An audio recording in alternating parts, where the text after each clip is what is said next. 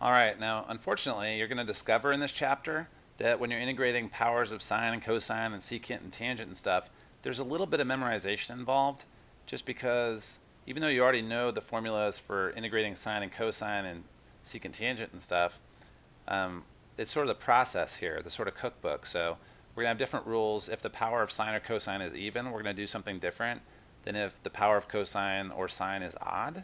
And then we get in the later videos, it's going to depend on whether the power of secant is even or odd, and same thing for tangent and cosecant and stuff. So I'm going to try and emphasize, and you'll see me write down, this is for when the power of whatever is even, or this is when it's odd, or this is when the power is even, and you also have a different trig function multiply it in.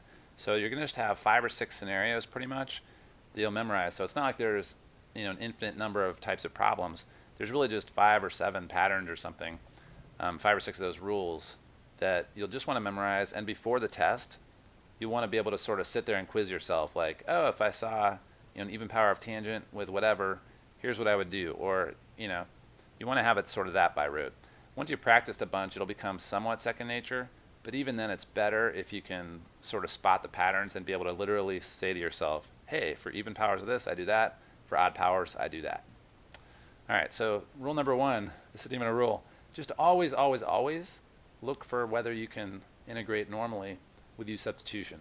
So every teacher, every book for calculus throws in problems that are easy into the middle of hard chapters. So just because just because this chapter is all about, excuse me, integrating a sine to the 5th and sine to the 7th and sine to the 6th, doesn't mean they just won't throw a sine in there. Or more likely, something like this, which is sort of, this looks like a fancy problem, except, oh, wait a minute. If I made cosine my u, and then sine x dx would just be my du. I would need a minus sign, maybe to match my du. But the point is, it's just a simple power rule. It'd be u to the 5th, integrates to 1/6 times u to the 6th. So, same thing here, and this one's actually better hidden. But if you look at sine x cosine x, I mean, you could use a double angle formula to convert that, but you could also say, hey, wait a minute, what if I just make this my u, and then this would be my du, and then I'd need a 3 in there and maybe a 1/3 out front, but the point is that the integral of u du would just be 1/2 u squared. So again, this is a power rule in disguise. So that's why you always want to have your thinking cap on, because it's much faster to solve with u substitution than it is with any other method. All right, so now we get in those specific rules I talked about. First one. Now this video is just for sine and cosine. We'll get to secant and tangent later. But if sine or cosine has an even power, we're going to use the power reducing formula. So sine squared, that is just the power reducing formula, right? We can't integrate this because sine squared is not the derivative of anything. We can't use the power rule, because if we made sine our u, then our du would have to have a cosine in it, but we don't have a cosine, and we can't just make one up. Same thing if we converted sine squared into 1 minus cosine squared, we'd still have that cosine squared, would not be able to integrate it. But by using the power reduction formula, we can get from sine squared down to sine. Because remember, the power reducing formula, sine squared is going to be 1 minus cosine 2x over 2 and dx. So now I've just got 2 terms. I'll just put a 1/2 out. I'll just move this 2 out front to make it a little bit more obvious what's going on. So I just got 1 minus cosine 2x dx. All right, so that's going to give us 1/2, and then the integral of 1 times dx is that's just dx. So the integral of dx is x.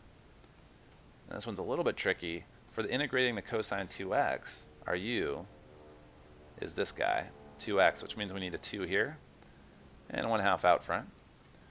So we just get 1/2 integral of cosine is sine.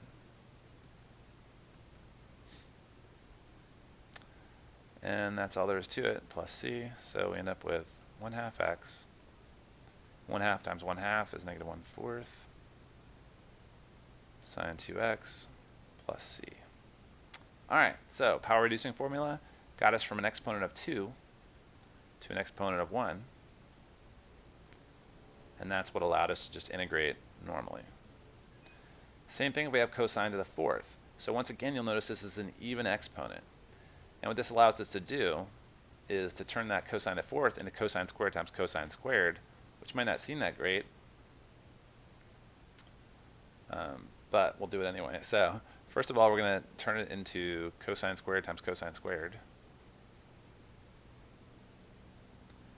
X times cosine squared, x dx, which is going to allow us, each one of these is the power reducing formula. So each one of these becomes 1 plus cosine 2x over 2. And since I have another one, I'll just put a squared right there.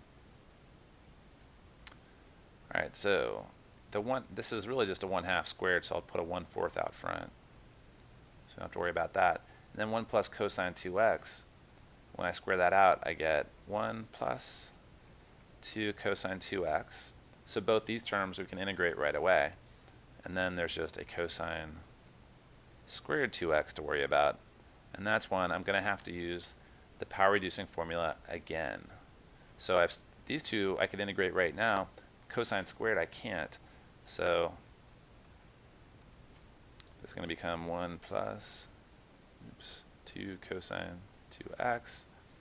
And then cosine squared is going to be 1/2 times 1 plus cosine, and this one is cosine of 4x. All right, so here we go. So 1/4 integral of 1 is just x. Now when I integrate cosine 2x, this is my u is 2x, which means I need a 1/2. So my du is going to equal 2 dx, which means I need a 2 in front of the dx. You know what? I'm just going to, let's rewrite this a little bit. So we'll make this into a bunch of integral problems. So 1/4 out front, and then integral of 1 times dx plus 2 integral cosine 2x dx. I'm just going to take my dx and sort of distribute it in and make a separate integral problem for each one of these. Plus 1/2 integral of dx plus 1/2 integral of cosine 4x dx. All right. So 1/4 times integral of 1 is just x. Now cosine 2x, my u in this problem is 2x, which means I need a 2 right here, which means I need a 1/2 out front. So those go away, and the integral of cosine u du is going to be sine u.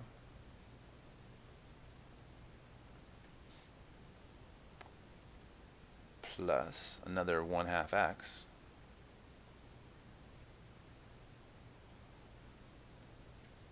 So now I got a total of 1/4 x plus 1/2 x times 1/4 x.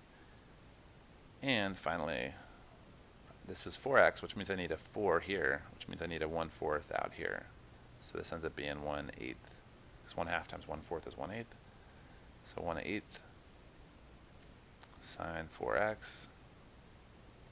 All right, it's going to be tough to fit this in, but we end up with, if you combine all your like terms and everything, we get 3/8 x plus 1/4 sine 2x, and then 1/8 times 1/4 is 1/32 times the sine 4x plus c. All right, so you can see that was a huge mess, but the point is that by using the power reducing formula twice, given it's an even power, we can use it twice to get down to cosine to the first power. If this has been a cosine to the sixth, you have a very mean teacher, but we could use the power reducing formula 3 times, probably at least. I mean, it's going to get crazy, but you know, it's going to be a messy problem. But the point is, anytime you have a cosine squared still, you got to do the power reducing formula again. If this was a sixth, you might end up with cosine to fourth in the second step, and then you have to do the power reducing formula twice from there. So it's going to get crazy, but that's what to do if you have even powers of sine or cosine. So the next question is, what if the power is odd? Well, if the power is odd, we're going to pull kind of a cool trick. we're going to, remember how I said before that the reason this doesn't work with the power rule is that if you want to make u equal to cosine 2x, then that means your du has a sine in it. There's actually 2 out front as well, but the point is you need a sine 2x in order to integrate a cosine to a power. So what we're going to do is we're going to say, hey, good point. Let's pull a cosine out of this thing. So I'm going to convert this into just cosine squared 2x times cosine 2x dx. Now that might not make tons of sense, but what happened is I just realized that to integrate something to a power, I've got to have its opposite. If I want to integrate sine to a power, I've got to have a cosine as my du. Or if I want to integrate a cosine to a power, I've got to have a sine as a du. So right now I still haven't solved that problem, except I set this aside because it's going to be part of my du. And you might be thinking, hey, how is cosine part of the du of a cosine to a power? That doesn't help you any. Well, it does if you turn this cosine, convert the rest, into the other function. So cosine squared is also 1 minus sine squared 2x. Cosine 2x dx. All right, so now you can see I want to integrate a sine squared, and surprise, that cosine is now part of my du. Of course, I have this one to worry about also, but you'll see in a second that that's not that bad either. So I'm going to break it up into 2 separate problems at this point, since I have sort of 2 terms I'm integrating. So first we'll do the 1 times cosine 2x, which is just cosine 2x dx. And you want to make these 2 separate problems because you're going to have different u's and du's and everything for each one. Minus the integral of sine squared 2x cosine 2x dx. Alright, so this is easy to integrate, this first one. My u is 2x. It's just cosine the first power, so that integrates easily. So because of this 2x, I need a 2 right here, which means I need a 1/2 out front. So when I integrate that, I'm just going to get 1/2 sine of 2x. Alright, so now for the second problem, not too bad again. Now I'm using the power rule because this is sine squared. And I don't need the power reducing formula because I actually do have a du. This can be my du, and this is u. So u equals sine squared 2x. Oops, not sine squared, just sine, because it's u squared. And then my du is going to be cosine 2x dx, and chain rule puts a 2 out front.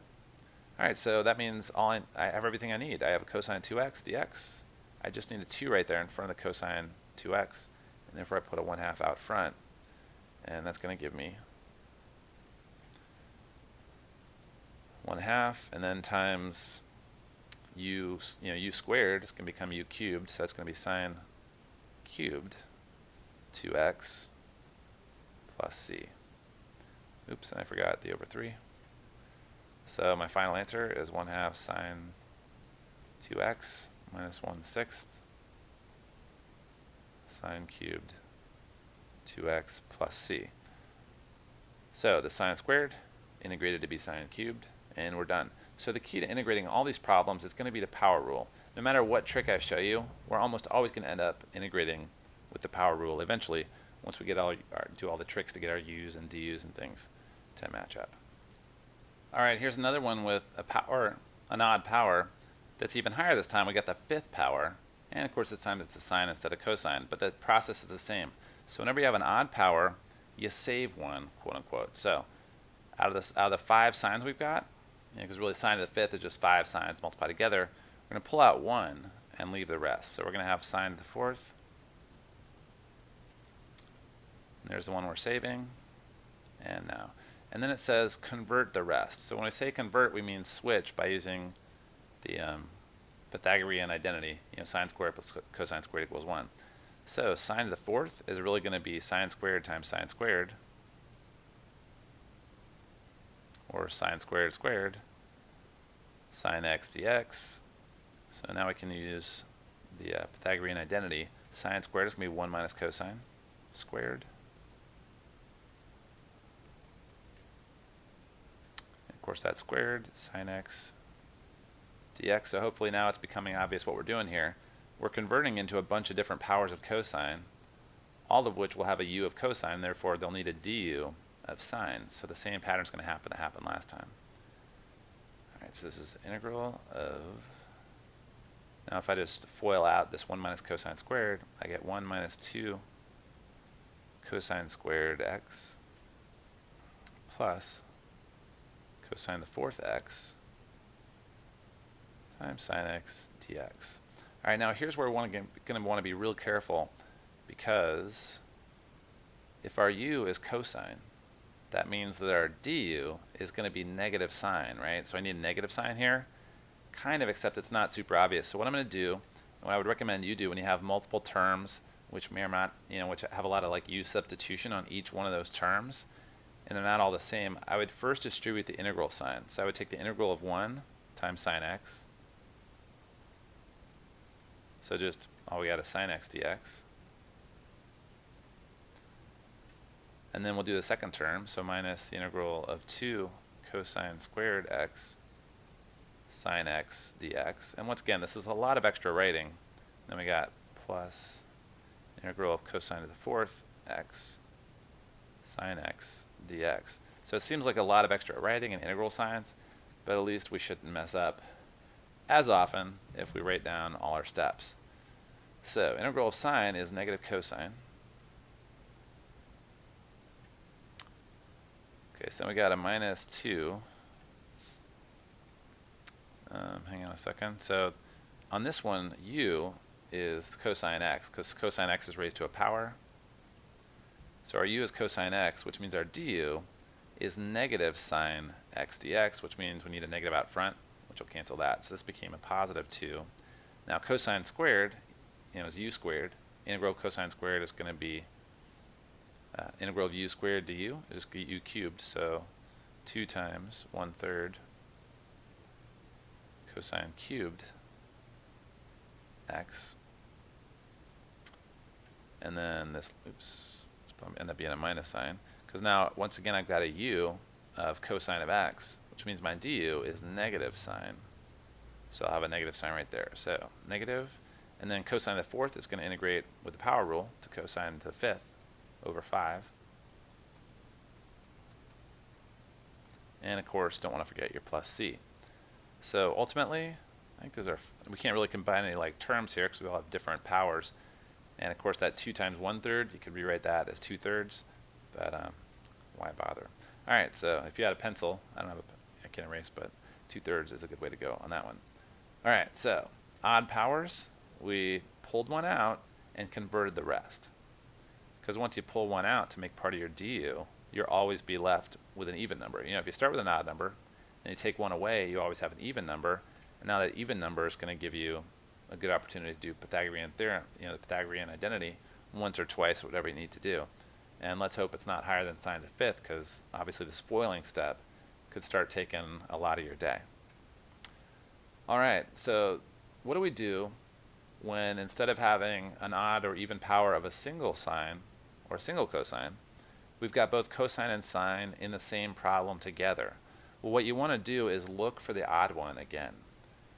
So it's going to be important that one of them is odd, or at least you're hoping one's odd, because you can use a very straightforward process we just looked at.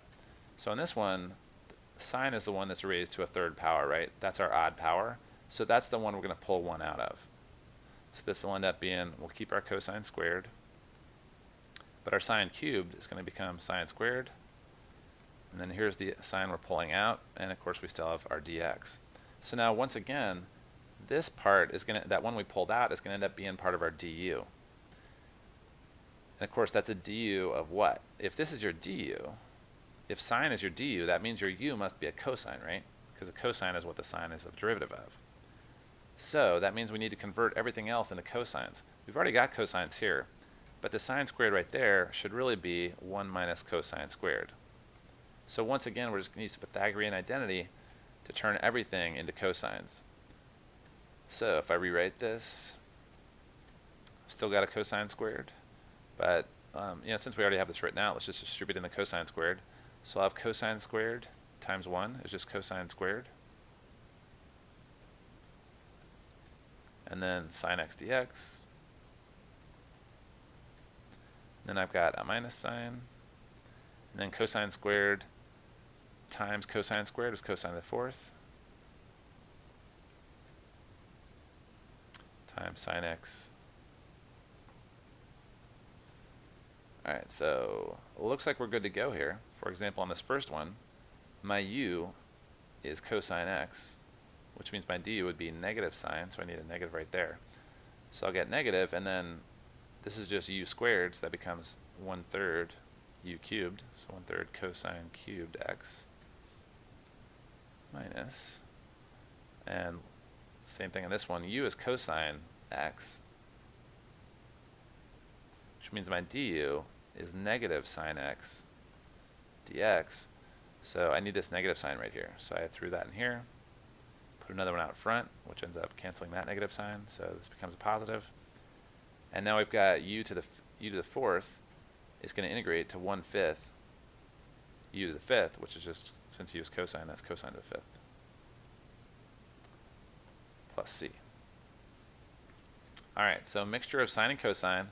Once again, we're looking for that odd power, and the odd one, we're going to pull out and then convert everything into the other one. So in this case, since we were able to pull out a sine, we wanted everything else to be cosines.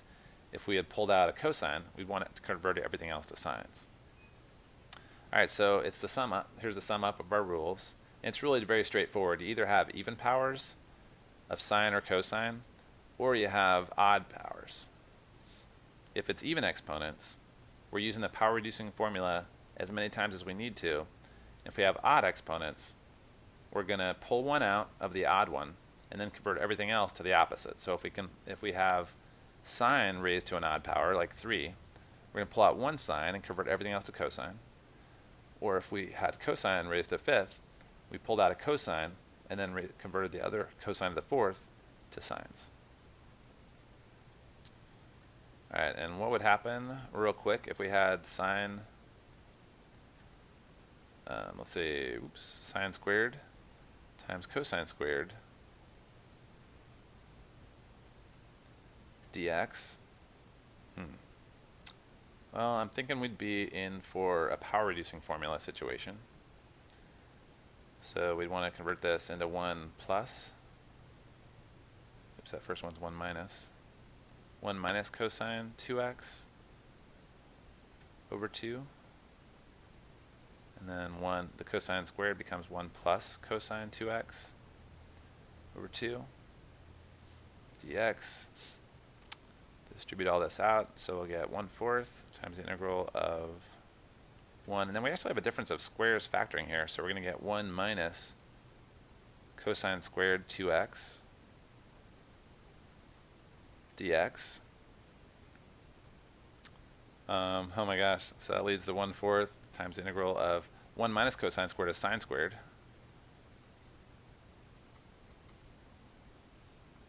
Alright, so now you've just got the power reducing rule, and this is basically the problem we did at the very beginning of this video. We'll just power reduce again with 1/4 times the integral of 1 minus cosine of, now we double this, right, for the power reducing formula, so the 2x becomes a 4x over 2 dx.